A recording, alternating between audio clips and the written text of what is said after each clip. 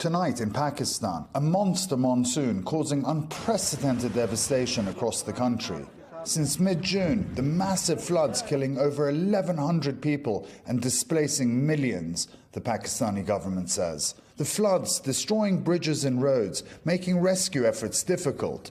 This video showing a boy stranded on a rock amidst the raging waters, a soldier pulling him to safety, but others not as fortunate. This video showing a large building crumbling under the currents.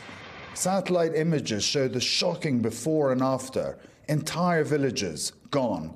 Pakistan's climate change minister Sherry Rahman saying in an interview that she fears a third of the country could be underwater by late September.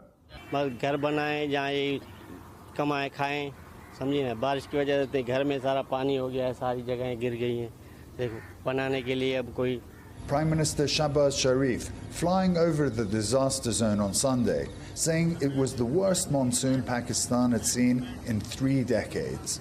In a tweet saying the magnitude of the calamity is bigger than estimated. He's now pleading for international help. Homes, farmland, businesses crumbling into the rushing floods.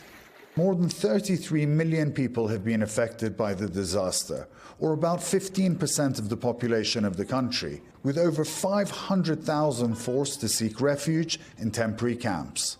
The food lines endless. Rahman saying parts of the country resemble a small ocean. हमारे गांव में बहुत सैलाब आया पानी बहुत आया हमारे घर डूब चुके हैं हमारे लोग माल और सादार हमारे सब मर चुके हैं. The international community is responding, with Turkey and the United Arab Emirates sending aid. While the rain stopped in the last few days, more is expected in September, as a massive country braces for the continued climate catastrophes. Ali Arouzi, NBC News, Tehran. Thanks for watching our YouTube channel. Follow today's top stories and breaking news by downloading the NBC News app.